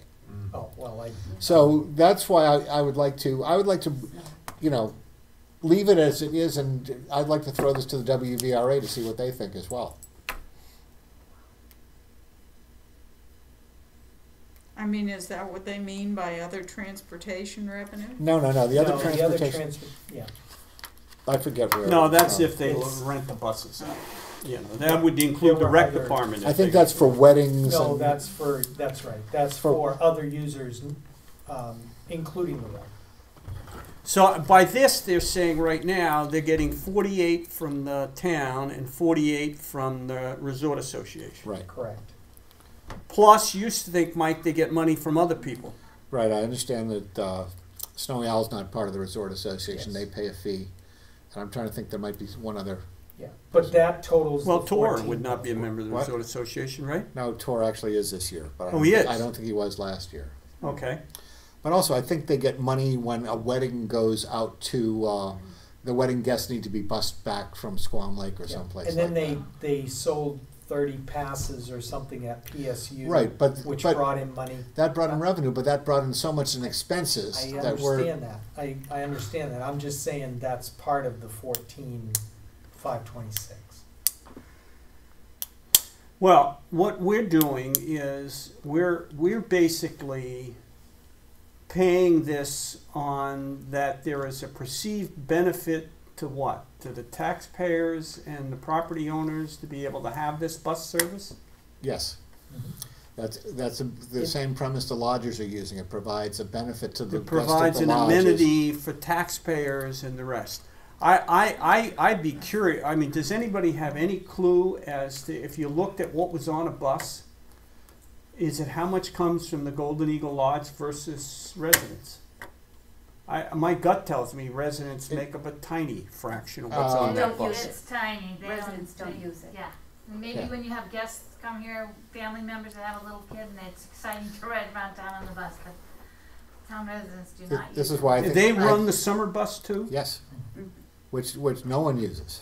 Well, that's Well, the not rec true. department uses it. Well, okay. The little Surrey bus. But I think, it might be time to renegotiate with a new agreement, which stipulates what expenses the mountain can use to determine their cost basis to pass on to the quarter.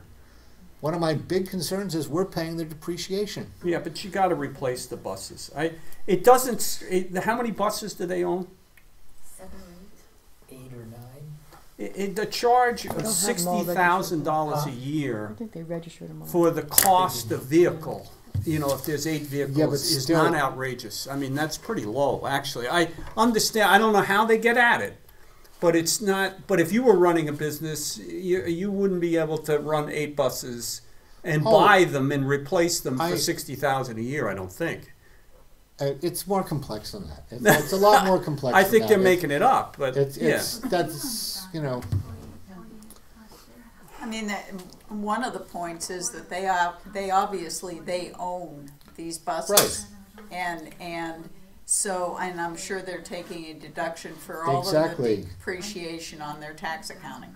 So the question is, the citizens are paying to help run the bus. They shouldn't be paying to buy new buses, because that's a business expense that they Yeah. are responsible for. In my mind, at least. I mean, it's a private corporation. They own their own buses. Why should public money be used to help them buy new buses? Yeah, if the buses weren't running, they would have to make tremendous improvements to their parking area. no. This goes It's just- down to what they talked about in that transportation study. Is it an amenity that is important to the health of the resort community? Yes. And you got to look at it that way. And if it is it worth subsidizing it with public funds? I mean, if we went to we could go to a system where we say, okay, all residents are they'll use a little card, chit, and they'll pay for themselves. But we've historically always done this, helped to do it. I'm But kind of along the line of. Bill, historically we weren't charged for recreation things until the last couple of years. When the rec department needed a bus, it was done. Until 3 or 4 years ago, correct? Talking a couple For the grand. internals, for the trips, Yeah. we've paid for the rare trips out of town where we needed a larger bus. And that has been a couple $1,000s in some years. So Where we went out. where we went outside of town, and to me, that's the question. If we're subsidizing 1/4 of the use of the buses within town, that's what the system was originally set up for. Right. To get people to not use their cars and to get them to the mountain and back. That's what it started as. That isn't what it is now. It now goes down, these same buses that are used around town are going to Plymouth 4, I know, 5, and 6 if you times looked a at day. passenger miles, if you It's looked at passenger absolutely- miles and said, well, based on passenger miles, we'll allocate expenses, right? Probably 20% of the costs are gonna get allocated to the trips to Plymouth. If you look at number of people, hours, Easy. time, right? As If not opposed to picking up people here in the center of town. Why? Because 90% of the time the buses are riding around empty. There's nobody in the damn things when they're riding around town. So there I agree with you that they should be making some accounting for the fact that when they use them for their own business use, where they're not supporting the public transportation network, they ought to bear 100% of the cost of that. And that- they ought to be this is why I say we need a new agreement. In that agreement, it ought to specify that they are required to keep track of those costs Right, separately. absolutely. and to Or make report some them to us, reasonable because effort to allocate them. We've been Yeah. asking for this for 2 Right. years now, and we still have not See, seen but that's it. what I would tell them. I would say, look, we're willing to pay, historically it's been a quarter of the cost of operating the internal bus. This was long before you housed all these people down in Plymouth and ran the buses back and forth, right? You know, that's your business expense. You know, you could house the people here in Waterville Valley if you chose to. You used to keep them in Town Square, right? That's what originally Town Square was built for.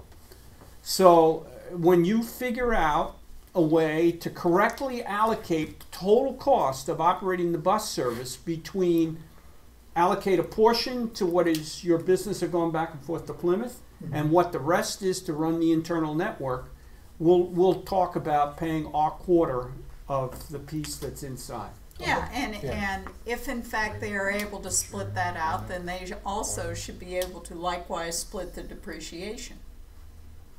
Well, that, You know what I mean? Yeah, I know what So you're let's say a third yeah, of it Of course, is- yeah. You're gonna Yeah. you're No, gonna you come gotta up with a take cost every per mile. line You're item. gonna Right. take all these expenses, Yeah. come up with a cost per mile driven, Right. and you're gonna allocate it. And you're Right. gonna say, well, okay, I look at this. It looks like about a third of it goes to runs back and forth to Plymouth. 2/3 are internal.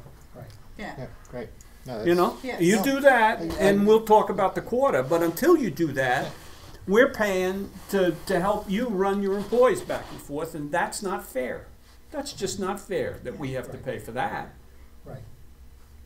I mean, you got a benefit because what you did was you housed the people in Plymouth, converted their lodgings here in town, right, the condominiums, and you get the revenue for that. So give us the revenue for that, you know, or something. You know, No, understood. Okay, you figure that out and come talk to us about what And the quarter is. until then, And if we're they won't, willing to continue with the 48. and until if we they're have no struggling with, they agreement. don't understand how to do that, I'd be more than glad to sit down with them in 10 minutes. We can figure this out.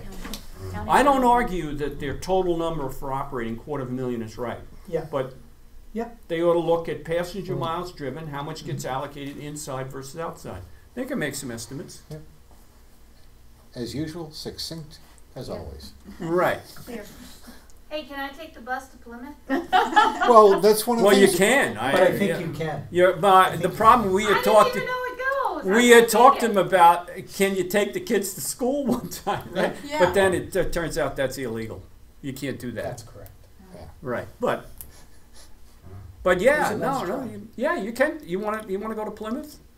Well, you know, so many of the older people in town have asked for it. I know Larry Young was a big proponent of trying to have some kind of a public shuttle to Every go to morning at Hyper. 7 a.m. They head on down there and pick. That's where all the kids from out of the country stay, is down in Plymouth. And then they make trips down to Walmart and other places in Plymouth, Right. so they can. There's Hannaford a lot of and- people in town, if they knew about it, would be interested in using it. Right. You know, look what gas is. Every time you go to Plymouth and back, it's probably $10 in gas. All right. Moving on. All right, what do we got? Be a revenue producing thing for them. Water sewer billing? Water sewer and billing. Yeah. Mark, Yep, water sewer.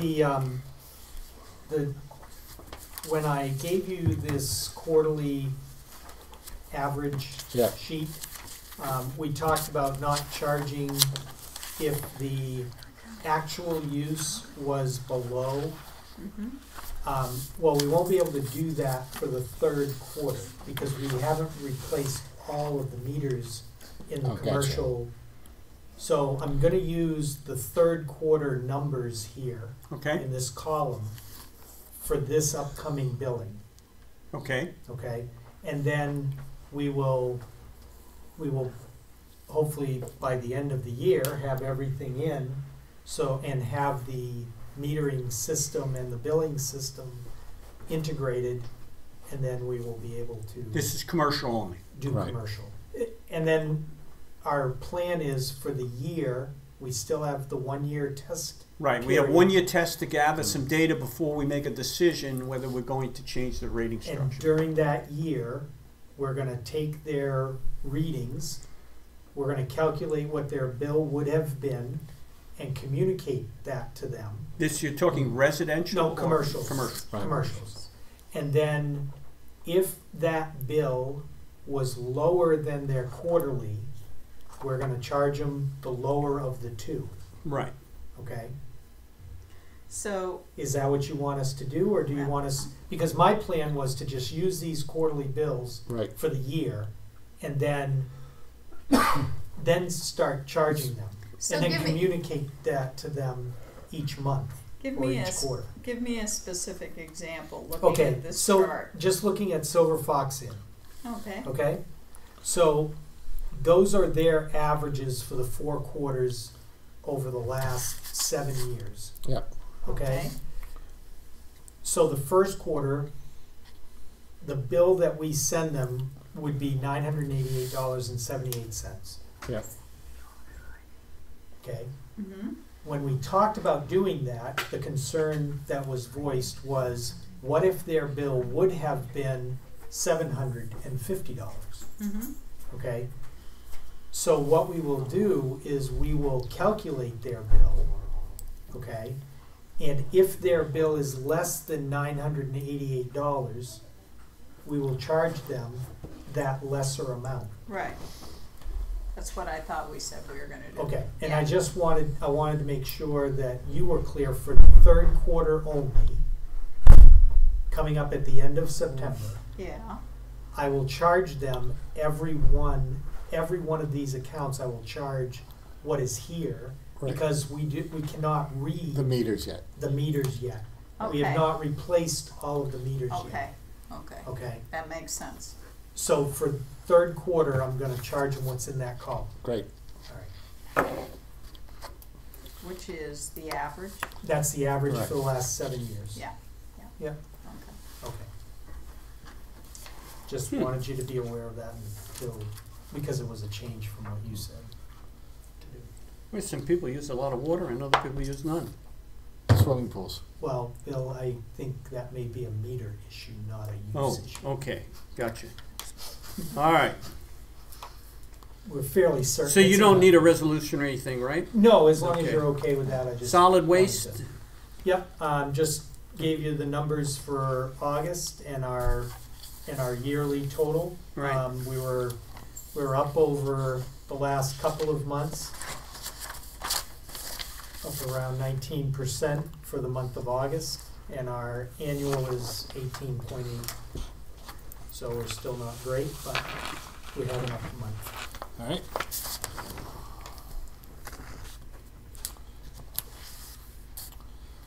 okay. That's the solid waste and recycling. Town building project, oh, we talked about that. Yep, we talked about that. Solid waste RFP.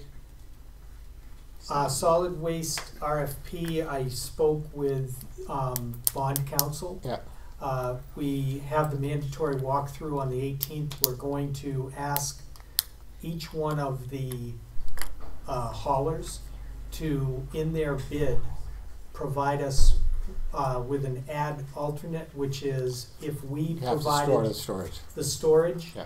what can you save Right. off of your quote? Okay. If that number is enough, Bond council will let us bond file an counsel amendment. would go to the IRS and say, we wanna allow private use Okay. and get permission to do that. Great. But we won't know until we actually get the Right. bids back. And how many people do we have interested in the bid? Right now, we have 2, maybe a third. All right. Meeting with the Forest Service next week. This is relative to the Brock's property. Yeah, actually, their Okay, response was very positive, and Good. So Well, they will at least want to they talk will about it. want to talk about it. Good. Great. And I've actually talked to Bill Brooks quite a bit recently. This, Good. for And those who so don't know, just this is the let me know. possibility of swapping. There's the Brocks own about 100 acres of land down the road. It would be, it would have nothing to do with the town. We're just trying to facilitate it. So swap it for land closer to town. That because the land that's down there right now, we don't want it developed because we'd have to. It'd be a pain to get it serviced. So if we could get land closer to town, then there's other things that we might be willing to consider. So it's very, very preliminary. Who knows? Knowing, I figure that even if the Forest Service was wildly enthusiastic about this idea, I'd be dead before it ever happened. That's about right. Yes. Yeah. I'd probably take an act of Well, Congress. we've got a name for the dog park. It'll be Larson Dog Park. Yeah, we'll be long gone. I think sadly you're right. Hazmat plan? So they approved the Yeah, hazmat good plan? news, the Department of Homeland Security has formally approved our hazmat plan. Is it hazmat or hazmat? hazmat? It's Hazmat. hazmat, hazard mitigation. Mitigation Oh. plan. Mitigation changed. plan. Okay. So this basically allows us to apply for emergency funding in the case of a Spill. natural disaster or something. So Okay, good. it keeps us qualified. All right. While we're talking about the Yeah. government and disasters, Great. did we find anyone or any alternative to those generators to see about getting them into a working shape or getting them wired in? We have not been able to find anyone yet. Okay. We had another electrician look at them. He cannot make it work. So that's two so Okay. far. We are. Speaking of the, well, we get to board concerns and directives. Okay.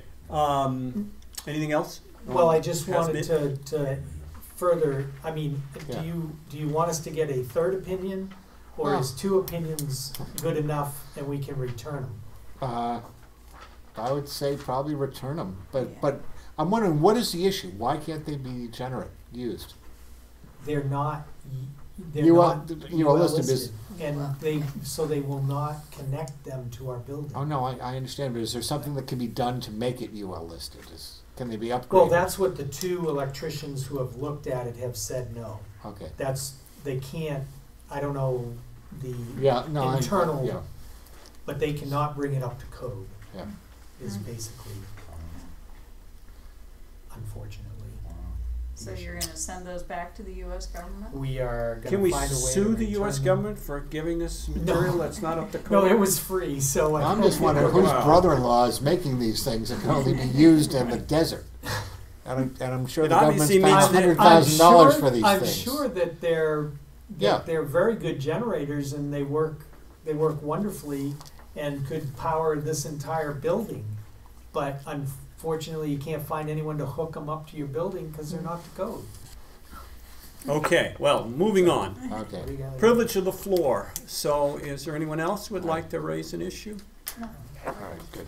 Board concerns and directives. I'd like to take a few minutes and, because we got Marilyn here, from the standpoint of the physical arrangement and setup yesterday of the election, is there anything that you want to report back to us? Yeah. We need a railing, right?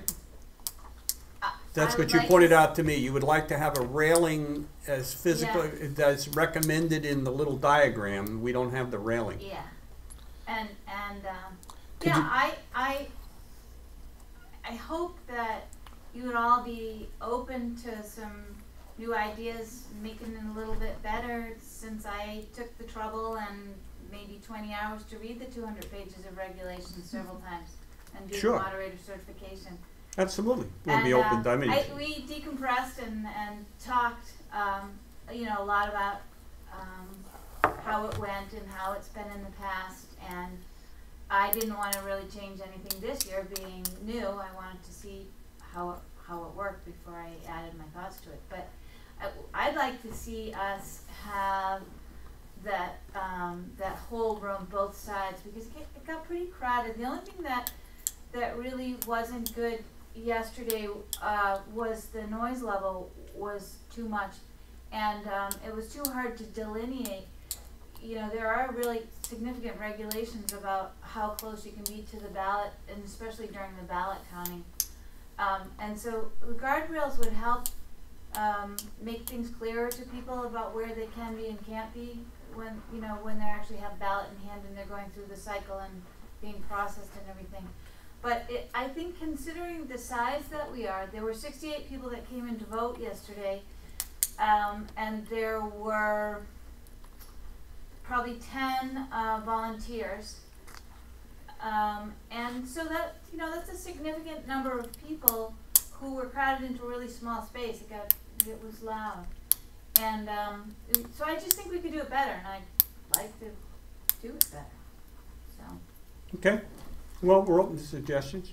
Sure. Yeah, I think we need to get some clarification too about how many selectmen have to be there, because, you know, I couldn't find it in the regulations. That was one of my things I was doing, looking there, trying to find out what it is for the various elections. I thought I did read it yesterday. Well, I don't know. But it's only the Attorney the General.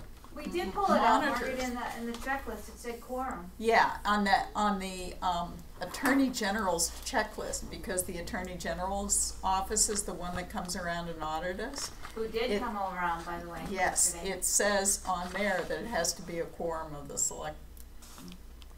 Oh. So there have to be two there at once. Yeah, that's what You know, it said on the We could checklist. call the Secretary of State Yeah. about that. They're very good about picking up the phone, because I think being such a small town, it's really an unreasonable thing to ask of you guys. You know, you're not doing that much. Yeah. You really just. Well, as my understanding is, other than we have a physical responsibility to make sure that the area is properly set up, that the boxes at the end are collected. But all the mechanics of the internal mechanics, we have nothing to do with other than to ensure that, I guess, that you're following proper procedures or something. And that she has the resources And to the do resources what she to do what she needs to do. And But one of it's the really her selectmen call. has to sign that final. Right, and we gotta sign the final form and that Right, stuff. along with Right, me. right. Yeah. So, Mm. do you want me to go to the principal then and see if we can have the whole room? Because, Yeah, okay, let's ask. I'm sure they're gonna say no, but we ought to ask. okay. Listen, we're 100 people at least. They only are in there for lunch for half an hour, and they don't have, what, 30 kids? 30, 40 Well, kids? but there So are, I think there what are, they, you need access to that kitchen for lunch. So you will need, if you have the whole room, you will have to set up the guardrail so that the school staff can access the kitchen as a minimum during that day. they would have because- to cut through the Why- multipurpose room? How about using the gym? Well, why don't we just go No, to the no, gym no, all the it's- time? they need to get into the kitchen Well, I during the know. lunch period. Right, Right. but I'm saying don't use that room, use the Oh, gym use the the gym gym like we for do for- everything. for everything. Just, we shut the, so the No, kids no, get no, no but- access to the gym in those days. Right, so we'd go from just town meeting and school district meeting days to any elections. Yes. Be held in a In the gym. gym. Okay, that's, Well, I mean, ask she the won't give you principal access to the which building. Yeah, Now, no, she's I- gonna scream because we're gonna shut the gym down. no, I will, But give It's her a not how the choice. kids. Right. yeah, I understand, but even if she says yes to the multipurpose room, you're still gonna need to set up so that they can have access to the kitchen, which I think is doable, but it's gonna have to be figured in. Mhm. So, Do that. Yeah. I mean, the whole multipurpose room would give you a much better Yeah. space, so Yeah. we'll, What we realized is that we could do a lot better job than we did yesterday. We did a good job, but we could do a lot better job. okay, so I'll ask those two questions. See what their preference is. And we'll make a note, we'll look about securing a railing or something, when we can Yeah, figure well- out where the space is, well, some yeah. kind of. Can we use a sawhorse as railings? we'll. Like a DPW we'll sawhorse? Use. We'll come up with a have railing. something. Yeah, Okay. Yep. All we right. will. Okay, We got nets. we are gonna go into non-public. Can I So- just bring up one other board concern? Oh, I'm sorry, Margaret. Yes, please go ahead. And I always think about this when it happens and then I probably forget about it. Can we do something about the bear hunter who is hunting with bear baiting? I've heard that in Really? I've heard that in some communities they have banned Bear baiting is banned. bear yeah. baiting. I mean, this is the guy that arrives every September with a trunk Twinkie full man. of Twinkies He's and the all that Twinkie kind man. of thing. And Do they do that here? Yeah, you can bear bait in the state of New Hampshire, yes. And there is a guy, he's the same hunter every year, and he sits up off, and he's right over off of Triple I Road. yeah. Oh, yeah. Yeah, you know, Oh, yeah, right in the gotcha. cross-country area. He's got a blind in there, and he sits in the blind and throws Twinkies out. Why do we bait him? Oh, boy. So is there Throw anything we bottles can do of about that? Or is it I a don't know if state law? it's, well, I don't know if That's it's what's national involved. forest, I don't know if we could, we may be able to ban it on the 500 acres, but I don't know about. If that the forest national land forest. is- So. Well, we should that ask. So would let me be- check, I'll. Yeah, Let's ask. that would be a help because I get the fear of God in me going down Triple I Road this time of year, you know, that, Yeah, you gotta be careful. yeah. Do they, Somebody reported to me yesterday, I'm not sure that it's true, that someone in Campton last week got shot by a bear hunter. My friend Bob got shot at with his dog off of Upper Mad River Road 2 nights ago. Oh, What? no way. He wasn't wearing the right clothes, and he put well, put a because thing on bear that he season wasn't- is open for a little bit here now. I tell all my friends to wear fluorescent, same as biking when Right. they go in the woods. This is not a good time to put on your bear costume. Two things before we go into non-public. The MS1 Right. was submitted electronically, and it does print out, and if you could sign this Sure. copy, that's the All right. official copy. And, good news, Mike, Yeah. the last transfer to our bond anticipation notes. Yeah. This brings us up to the total. So this is the last one, and we have bills to pay that I need this last transfer, so you can sign that. You got it. So we have reached 2,138,000, which is the total of our line of credit from, And Yeah. when does the government grant come in? well, now we've gotta spend the money, Yeah, close the loan. We've got until October 7th to close the loan. So, Whatever we do, let's not screw that up, Yeah. that date. no, we're not gonna screw that up. All right. Well, I mean, that's what they gonna said in Utah, at the skiing place. They ain't gonna open because they failed to sign the lease. They said, well, it's a trivial lease, so, so yeah, we didn't sign it on time, so what? No, this is a big And, deal, so we don't wanna have penalties on Right. $2.2 million. Okay, good. So can you go into non-public now? You let all these other folks go? Well, the other item that I had, it's not really non-public, the Mhm. question on the cemetery regulations. I saw that from Bertie. Yeah. What would you like me to tell her? What does it say? I don't think we Well, allow the reg- people to reserve spaces in No, advance, do no. we? we Right, don't. but she was asking for whether or not you would consider a waiver. Do we Because have the she wants authority to. to do it? They're your regulations, so, Is it an I- ordinance? no, it is not a town ordinance, it is just regulations for the operation of the cemetery. Well, if we allow a waiver for Bertie, I, what do we tell other people who? Yeah. Yeah, it opens the floodgates because if she wants to do it, I want to do it. We can't allow you. You're an elected official. You can't have your own plot. Well, if she wants one. no, No, but I You think know a lot what of I mean. people, I- if they there knew are- that could happen, Yes. would want it. I understand. Yeah. I'm And I think the reason it was set up the way it is because it contemplated that people would try and do this ahead of time, and Well, that if the you cemetery would Well, get but you filled up can- very quickly. It Right, would but- get filled but up in a- immediately. I mean, people would Yeah. start buying plots and they would sit there. And then you would have a filled up cemetery. That's the way most cemeteries run.